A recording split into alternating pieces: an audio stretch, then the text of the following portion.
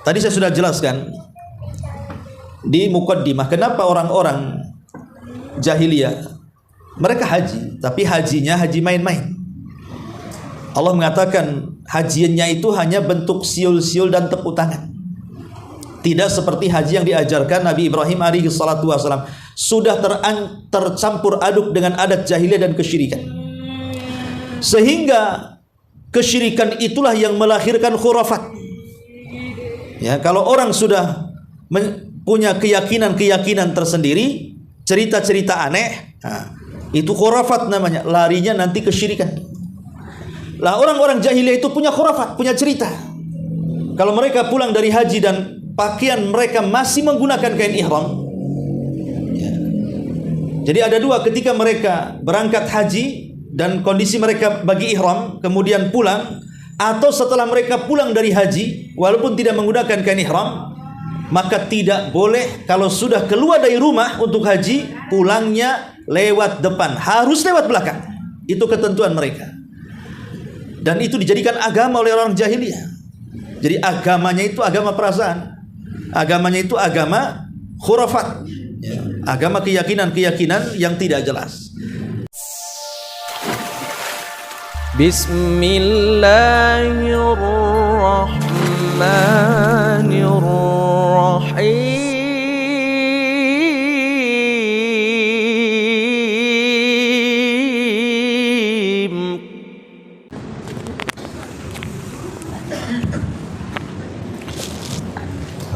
Bismillahirrahmanirrahim. Assalamualaikum warahmatullahi wabarakatuh.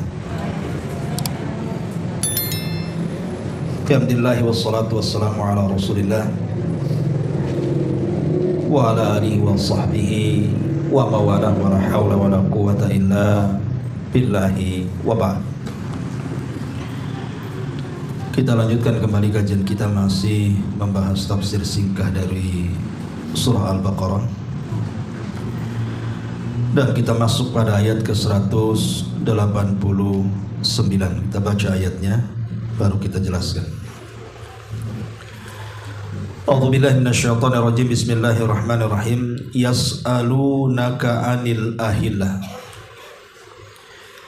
Qul hiya mawaqitu lin-nasi wal hajj. Wa laysal birru bi an ta'tul buyuta min dhuhuriha walakinnal birra man ittaqa wa'tul buyuta min abwabiha wattaqullaha la'allakum tuflihun. Mereka bertanya-tanya kepadamu wahai Muhammad tentang bulan Tsabit. Katakanlah itu adalah petunjuk waktu bagi manusia dan ibadah haji. Bukanlah satu kebaikan itu engkau memasuki rumah dari arah belakang, akan tetapi kebaikan itu adalah kebajikan orang-orang yang bertakwa. Maka masuklah dari rumah-rumah kalian dari pintu-pintunya, dan bertakwalah kepada Allah agar engkau menjadi hamba yang beruntung. Surah Al-Baqarah 189 ini ada asbab nuzulnya. Jadi ada seorang laki-laki dari Ansar yang tidak disebutkan namanya, hendak melaksanakan haji, dan dia sudah mengenakan kain ihram dari rumahnya.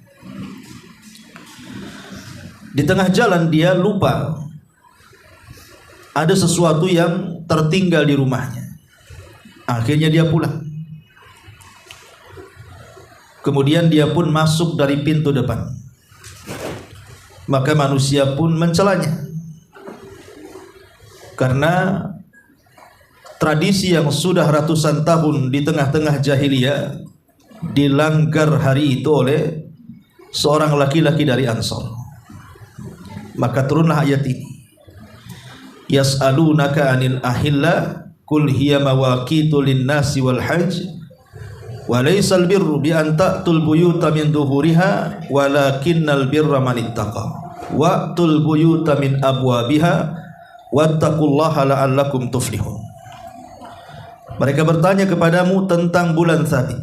Katakan itu adalah petunjuk waktu bagi manusia dan ibadah haji. Bukanlah satu kebaikan itu engkau memasuki rumah dari belakang, tetapi kebaikan itu adalah orang-orang yang bertakwa. Masuklah rumah-rumah dari pintu-pintunya dan bertakwalah kepada Allah agar kamu beruntung. Tradisi jahiliyah di zaman itu, kalau mereka keluar rumah untuk melaksanakan ibadah haji, kemudian sepulangnya dari haji, mereka punya keyakinan khurafat. Tidak boleh masuk dari pintu depan, harus masuk dari pintu belakang. Kenapa demikian? Karena bagi mereka masuk dari pintu depan setelah pulang haji itu kesialan, akan mendatangkan bencana. Makanya tradisi mereka sebagai bentuk keyakinan agama mereka, kalau pulang dari haji harus lewat pintu belakang. Samalah dengan orang dulu, kalau habis haji nggak boleh keluar rumah sampai berhari-hari, meninggalkan sholat jamaah. Karena banyaknya alasannya, banyak melayani tamu dan keasikan cerita haji. Padahal diam di rumah beberapa hari tidak keluar itu bertentangan, khususnya bagi laki-laki, karena harus sholat di luar, sholat jamaah. Lain sekarang, lain dulu. Orang dulu tidak demikian. Orang dulu itu pantangan orang pulang dari haji harus dari belakang rumah pintunya, bukan dari depan rumah.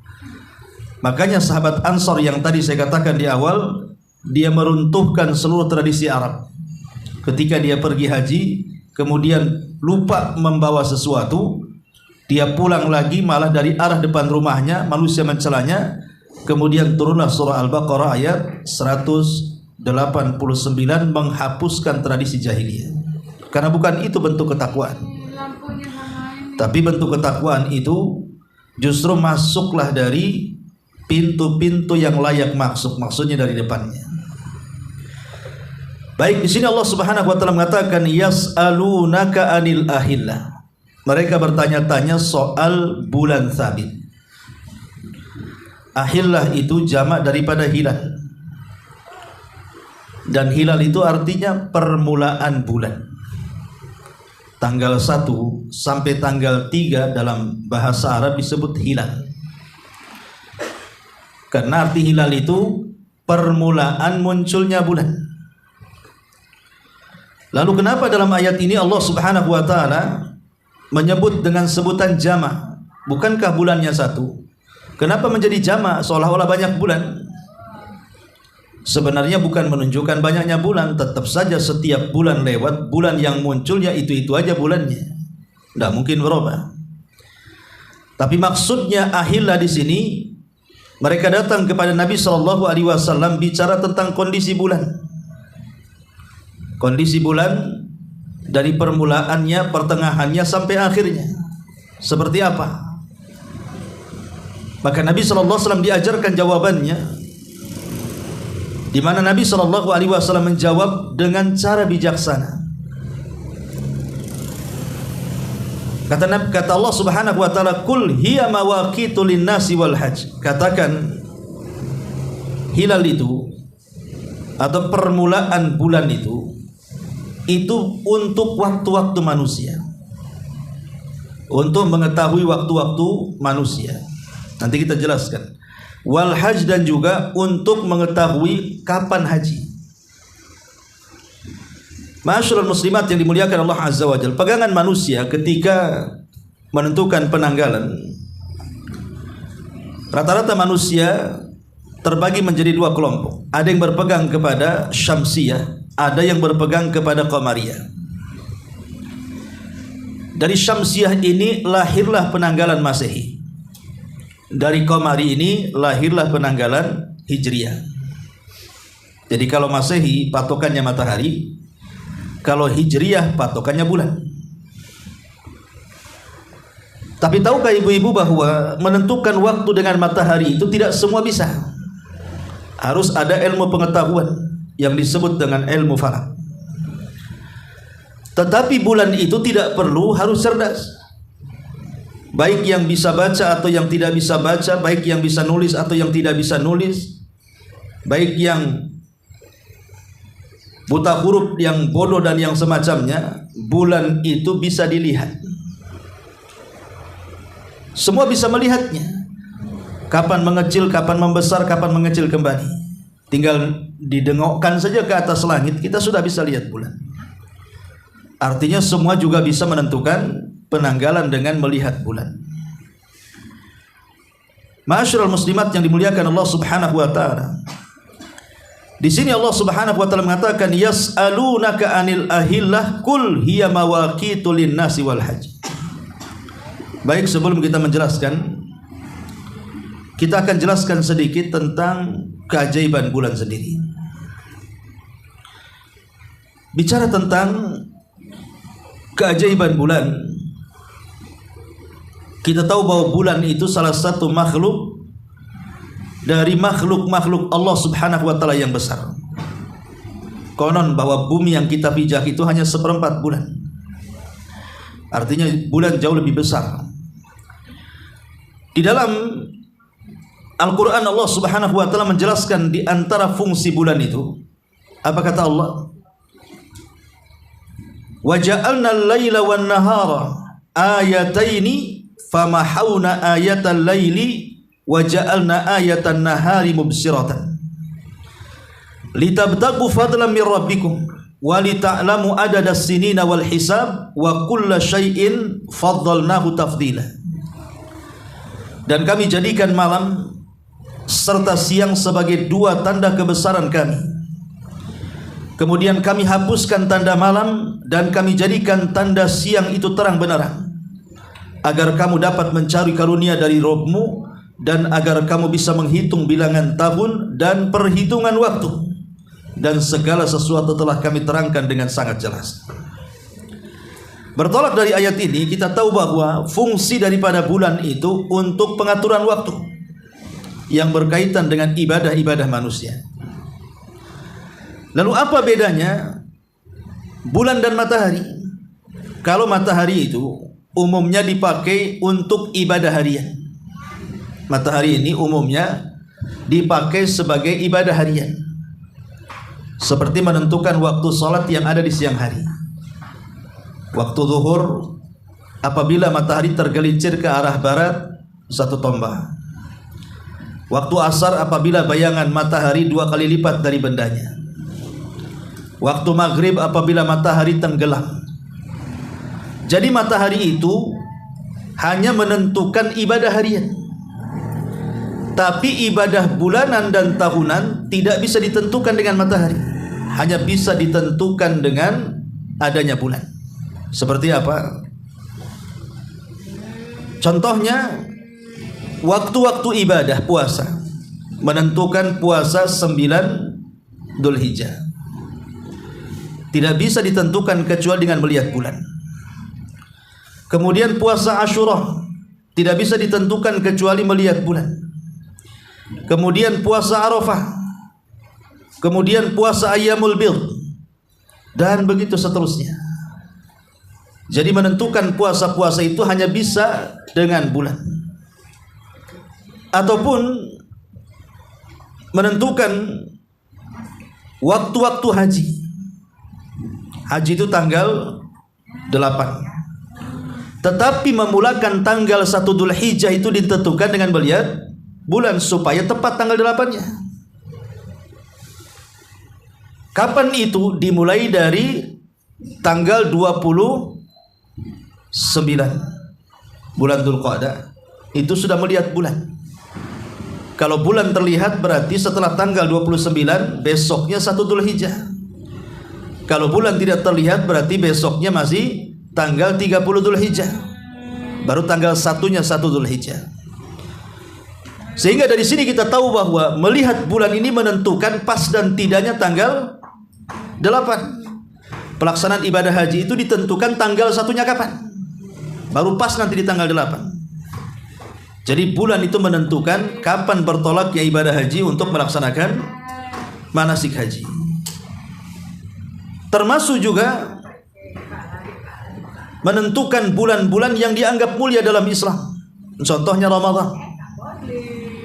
Kita tidak tahu satu Ramadan itu kapan kecuali setelah melihat bulan. Makanya kita lihat tanggal 29 Sya'ban, pemerintah kita sibuk meneropong. Apakah terlihat atau tidak? Kalau terlihat berarti besok sudah 1 Ramadan. Kalau belum terlihat berarti besok masih 30 Sya'ban. Jadi yang menentukan 1 Ramadan itu dengan melihat bulan. Kalau tidak bisa melihat bulan, macam mana menentukan 1 Ramadan? Termasuk juga menentukan bulan-bulan hurum. Kapan bulan Dzulqa'dah dimulai, kapan bulan Dzulhijjah dimulai, kapan bulan Muharram dan Rajab dimulai, itu juga ditentukan dengan melihat bulan.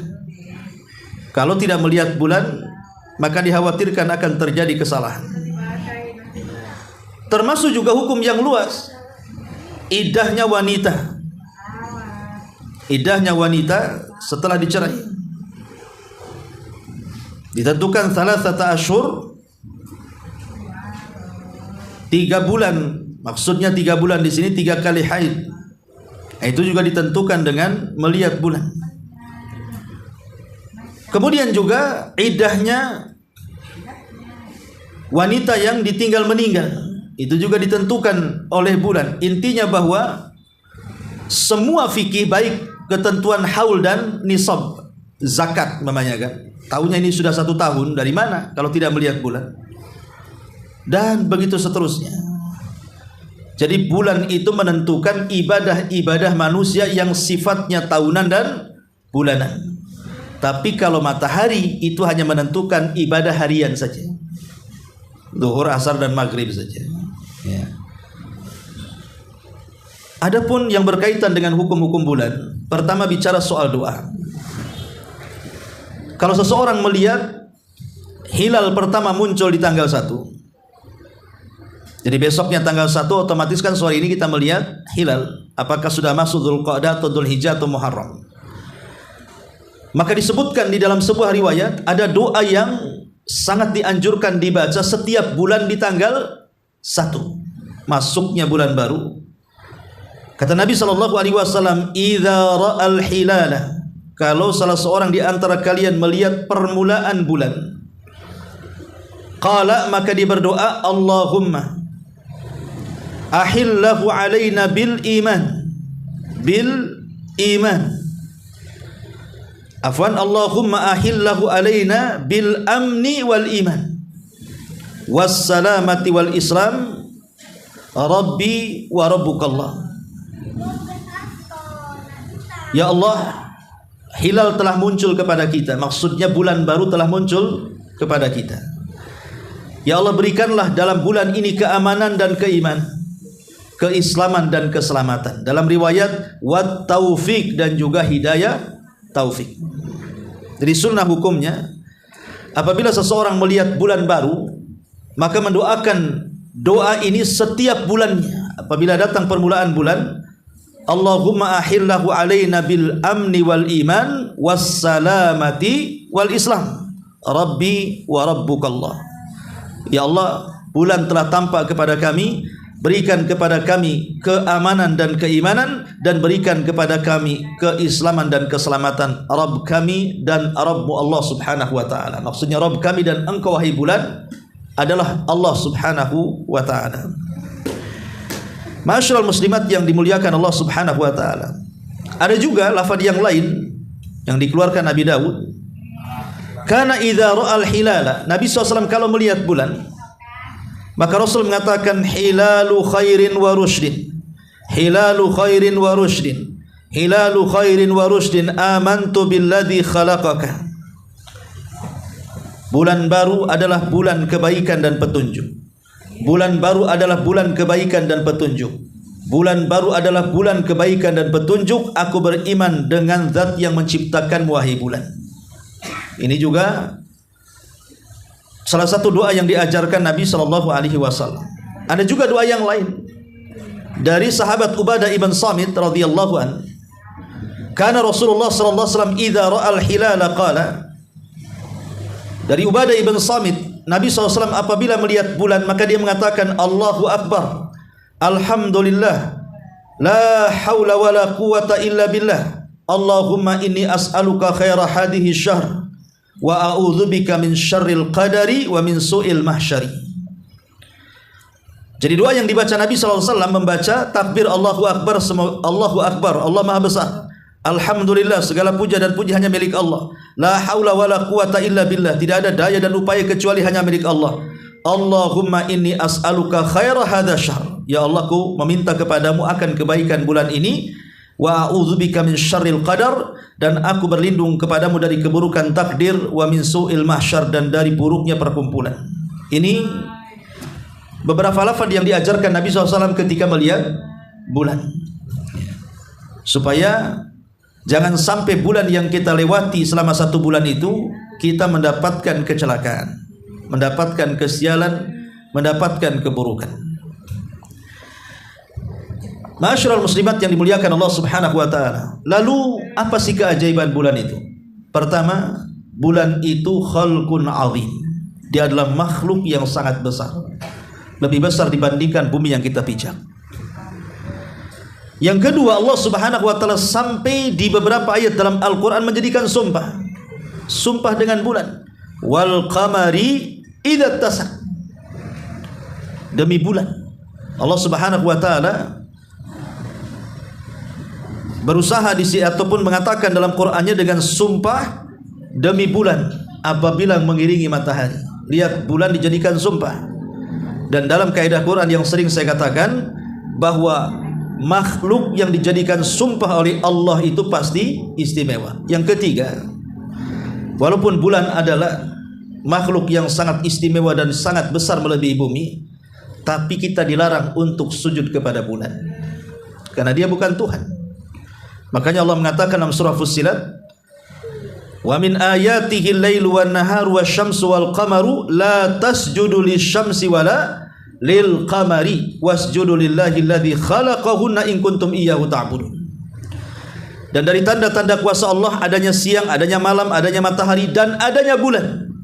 Oleh karena itulah jangan sujud kepada matahari dan bulan, tapi sujudlah kepada zat yang menciptakan mereka, yaitu Allah Subhanahu wa ta'ala. Kemudian juga bulan ini makhluk yang bercahaya. Al-qamaru nur. Bulan ini makhluk yang bercahaya, tapi cahayanya tidak sekuat cahaya matahari. Makanya Allah mengatakan wa ja'alal qamara fihinna nura wa ja'ala syamsa siraja. Dan kami jadikan bulan itu penuh dengan cahaya dan matahari itu sebagai pelita. Kemudian juga bulan adalah makhluk yang tunduk dengan perintah Allah Subhanahu wa taala. Di dalam surah Al-A'raf ayat 54 Allah mengatakan wal qamara wan nujuma musakhkharatin bi amri. Adapun bulan dan bintang-bintang itu semua makhluk yang tunduk kepada Allah Subhanahu wa taala. Kemudian juga bulan ini dia bisa bergerak. Dan bergeraknya bulan itulah yang menentukan permulaan, pertengahan, dan akhir. Makanya ada awal bulan, ada pertengahan bulan, ada akhir bulan. Dan itu akan berjalan sesuai dengan ketentuan Allah Subhanahu wa taala. Kemudian makhluk Allah Subhanahu wa taala yang namanya bulan ini adalah makhluk yang tidak berhenti bertasbih untuk membersihkan dan mensucikan Allah Subhanahu wa taala, sebagaimana Allah mengatakan dalam surah Al-Anbiya 33. Allah mengatakan huwallazi khalaqal laila wan nahara wasyamsa wal qamara kullun fi falakin yasbahun. Dialah zat yang menciptakan adanya malam, adanya siang, adanya matahari, adanya bulan, semuanya dalam porosnya mereka bertasbih kepada Allah Subhanahu wa taala. Jadi bulan itu makhluk yang tidak berhenti bertasbih kepada Allah Subhanahu wa taala. Lah bulan ini juga pernah terbelah menjadi dua. Kapan itu? Di masa Nabi SAW. Sebagai mukjizat Nabi SAW pernah membelah bulan dengan telunjuknya yang hanya disyaratkan ke langit. Tiba-tiba bulan itu pecah jadi dua. Yang satu tetap pada porosnya, yang lain jatuh di atas bukit Abi Kubais, dan semua orang menyaksikannya. Sampai Allah abadikan kisahnya dalam surah Al-Qamar ayat 1. Iqtarabatis sa'atu wan syaqqal qamar. Telah dekat hari kiamat manakala bulan terbelah menjadi dua. Jadi bulan yang sangat besar bisa terbelah menjadi dua dan dijadikan mukjizat Nabi sallallahu alaihi wa ala alihi wasallam. Bahkan bulan juga adalah bintang yang pernah dimimpikan oleh Nabi Yusuf alaihi salam. Sampai-sampai Allah mengatakan, "Idz qala Yusuf li abihi, ya abati inni ra'aitu ahada asyara kaukaban wasyamsa wal qamara ra'aituhum li sajidin."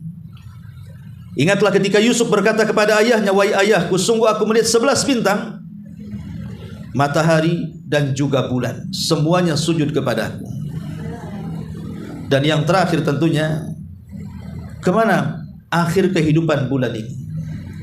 Maka Allah menyebutkan dalam surah Al-Qiyamah ayat 8 sampai 9, "Wa khasafal qamar wa jumi'asy syamsu wal qamar." Maka bulan akan digerhanakan dan matahari akan digabungkan dengan bulan. Kemana? Untuk dimasukkan sebagai bahan bakar api neraka. Kenapa mesti menggunakan matahari dan bulan ditenggelamkan ke dalam jahanam? Sebagai bantahan orang-orang yang pernah menyembah bulan-bulan ataupun bintang-bintang bulan dan matahari, bahwa itu semua bukan Tuhan. Buktinya mereka ada di neraka. Itulah akhir daripada kehidupan bulan. Ma'asyiral muslimat yang dimuliakan Allah Subhanahu wa taala. Lalu setelah kita tahu di awal perbedaan matahari dan bulan, kalau matahari ketika menentukan ibadah itu hanya sebatas ibadah harian. Tapi kalau bulan itu menentukan ibadah bulanan bahkan tahunan. Dan itulah yang dilakukan oleh seluruh para nabi. Mereka menentukan penanggalan itu lewat bulan. Lihat ketika Nabi Musa alaihi salatu wassalam berjumpa dengan Allah untuk mendapatkan mandat Taurat. Allah mengatakan apa? Wa wa'adna Musa arba'ina lailatan. Wa wa'adna Musa arba'ina lailatan. Kami menjanjikan untuk berjumpa dengan Musa di waktu 40 malam. Kenapa menggunakan malam? Kenapa tidak siang?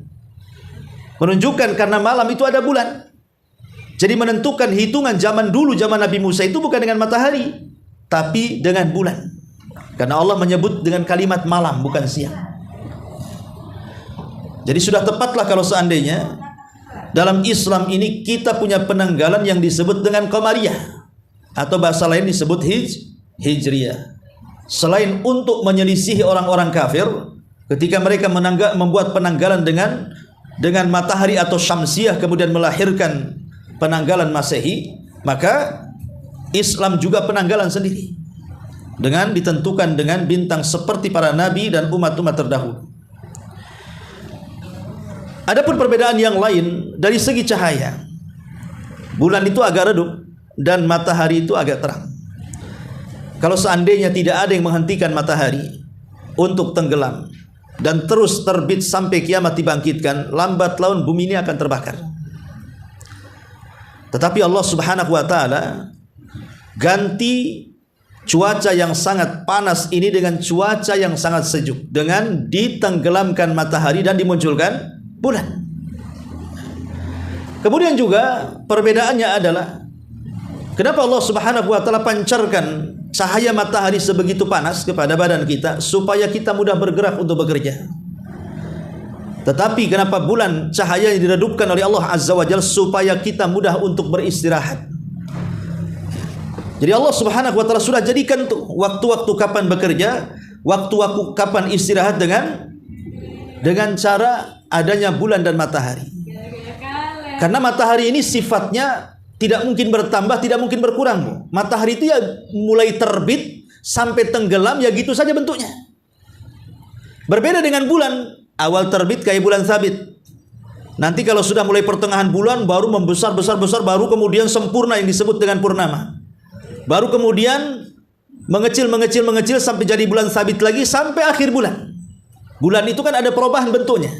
Dari mulai terbit, tengah dan akhir. Tapi kalau matahari gak berubah dia. Mulai dari terbit, siang, sore ya begitu saja bentuknya tuh. Dan mungkin berkurang, gak mungkin bertambah. Ya. Untuk apa sekali lagi? Fungsinya adalah supaya cahaya matahari membuat keringat manusia sehingga manusia bergerak untuk bekerja. Tapi bulan tidak demikian. Ya. Ma'asyiral muslimat yang dimuliakan Allah Azza wa Jalla, banyak lagi perbedaan matahari dan bulan. Adanya siang, adanya malam itu ditentukan dengan matahari dan bulan. Sehingga dibedakan, oh kalau ada matahari berarti siang, kalau ada bulan berarti malam. Ini diantara fungsi daripada bulan. Lah Allah mengatakan di sini, mereka bertanya-tanya kepada Muhammad tentang bulan sabit. Maksudnya permulaannya. Maka katakanlah, itu adalah petunjuk waktu bagi manusia. Jadi dengan adanya bulan lahirlah penanggalan. Dengan adanya penanggalan, maka disitulah menjadi petunjuk untuk waktu-waktu manusia. Kau dulu hutang, kapan bayar? Tanggal sekian. Kamu dulu janji akan ditepati, kapan? Tanggal sekian, bulan sekian, tahun sekian. Jadi semua muamalah manusia berjalan tuh dengan adanya penanggalan yang dirilis dari Qamariyah. Jadi itulah fungsinya, akhirnya muamalah semua jalan, surat menyurat semua jalan, dan begitu seterusnya. Karena di masa Amirul Mukminin radhiyallahu an, Abu Musa al-Asy'ari mengirim surat kepada Umar bin Khattab, tidak tahu tanggal karena tidak tertulis tahunnya di situ. Sehingga apakah surat ini sudah lama atau baru tidak bisa diketahui karena tidak ada tahunnya. Makanya dari situ kemudian Umar bin Khattab radhiyallahu an berencana untuk membuat almanak sendiri dalam Islam. Jatuhlah ke peristiwa hijrah. Makanya dikenal dengan penanggalan hijriyah. Nah, sekarang sudah tahu hari, tanggal, bulan dan tahunnya, sehingga tidak mungkin surat menyurat itu akan salah. Ya. Jadi itulah fungsi daripada bulan. Kemudian Allah mengatakan, dan juga ibadah haji. Tadi sudah dijelaskan, ibadah haji tanggal 1 Dzulhijjah ditentukan dengan melihat bulan supaya akurat ke tanggal 8. Kemudian Allah Subhanahu wa taala mengatakan, bukanlah satu kebaikan itu, walaisal birru bi an ta'tul buyuta min duhuriha. Bukanlah satu kebaikan itu memasuki rumah dari belakangnya. Tadi saya sudah jelaskan di muqaddimah kenapa orang-orang jahiliyah mereka haji, tapi hajinya haji main-main. Allah mengatakan hajinya itu hanya bentuk siul-siul dan tepuk tangan. Tidak seperti haji yang diajarkan Nabi Ibrahim alaihi salatu wasallam, sudah tercampur aduk dengan adat jahiliyah dan kesyirikan. Sehingga kesyirikan itulah yang melahirkan khurafat. Ya, kalau orang sudah punya keyakinan-keyakinan tersendiri, cerita-cerita aneh, nah, itu khurafat namanya, larinya nanti kesyirikan. Lah orang-orang jahiliyah itu punya khurafat, punya cerita. Kalau mereka pulang dari haji dan pakaian mereka masih menggunakan kain ihram, ya. Jadi ada dua, ketika mereka berangkat haji dan kondisi mereka bagi ihram kemudian pulang, atau setelah mereka pulang dari haji walaupun tidak menggunakan kain ihram, maka tidak boleh kalau sudah keluar dari rumah untuk haji pulangnya lewat depan, harus lewat belakang. Itu ketentuan mereka. Dan itu dijadikan agama oleh orang jahiliyah. Jadi agamanya itu agama perasaan. Agamanya itu agama khurafat. Agama keyakinan-keyakinan yang tidak jelas. Makanya di sini Allah Subhanahu wa taala mengatakan, bukanlah itu kebaikan. Pulang haji lewat belakang itu bukan kebaikan. Tapi pulang haji menjadi baik, itulah orang yang habis haji dia bisa bertakwa. Takwa itulah yang dikatakan kebaikan. Maka masuklah dari rumah dari depannya, jangan dari belakang. Karena bagaimanapun orang yang masuk rumah dari belakang, bagi kita mungkin orang-orang yang zaman sekarang tentu tidak sopan, malah kan gitu. Masa pamannya kita bawa tamu dari belakang, mau dibawa ke dapur bukan gitu ya, langsung makan gitu ya. Kan enggak, mesti dari depan dulu. Itulah kesopanan. Dan itu bagian daripada takwa kata Allah. Makanya Allah mengatakan wa'tul buyuta min abwabiha. Datangilah rumah itu dari pintu yang jelas. Oh, dari pintu belakang gimana ceritanya ya. Tapi itulah khurafat, kadang-kadang gak masuk di akal. Yang namanya khurafat itu terkadang sesuatu yang tidak bisa dicerna, yang penting dilakukan, kemudian diyakini ada kebaikan, maka mereka menjadikan itu sebuah patokan. Maka Islam sangat menentang keras namanya khurafat itu. Sangat menentang. Islam itu hanya berpatokan kepada Al-Quran dan sunnah Nabi SAW, tidak berpatokan kepada khurafat. Tetapi khurafat di zaman dulu sampai di zaman sekarang juga ada, cuman beda jenisnya gitu saja ya. Ya, beda jenisnya. Kalau sekarang itu diistilahkan dengan tatayur namanya. Khurafatnya itu dengan tatayur. Kalau melihat sesuatu dianggap sial, kalau mendengarkan sesuatu dianggap sial, kalau merenungkan terbayang sesuatu maka dianggap sial, kalau memimpikan sesuatu dianggap sial.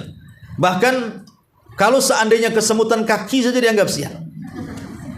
Ya kan? Kadang-kadang tangan ini kan kiri kanan terkadang kesemutan. Ini kalau kiri debt collector, kalau kanan dapat sedekah katanya.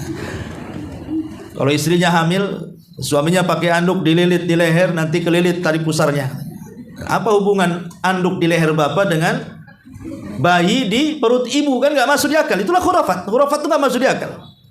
Zaman dulu masih kecil, gadis tidak boleh makan sambil nyandar di pintu depan, nanti jodohnya susah. Justru makin cepat jodohnya dilihat terus sama orang jalan. Kan itu. Sebenarnya khurafat itu tidak masuk di akal. Nah, tapi memang begitu khurafat di masyarakat. Macam-macam khurafat. Ya. Nah ini juga orang-orang jahiliyah membuat khurafat. Kalau pulang haji harus dari belakang jalannya, nggak boleh dari depan. Kalau nggak sial katanya. Nah ini dari mana dalilnya? Ya. Ini keyakinan nenek moyang mereka yang tidak jelas. Makanya Allah mengatakan wa'tul buyuta min abwabiha wattaqullaha la'allakum tuflihun. Bertakwalah kepada Allah Subhanahu wa taala agar kalian beruntung. Artinya laksanakan perintah, jauhi larangan. Itu yang akan menjadikan kalian beruntung, bukan mengikuti tradisi ajaran nenek moyang kalian sehingga melahirkan cerita-cerita khurafat yang tidak ada dasarnya. Wallahu alam. Ini diantara keterangan ayat ke 189. Sampai di sini dulu. Afwan Bu, saya ada acara, mungkin tidak ada tanya jawab.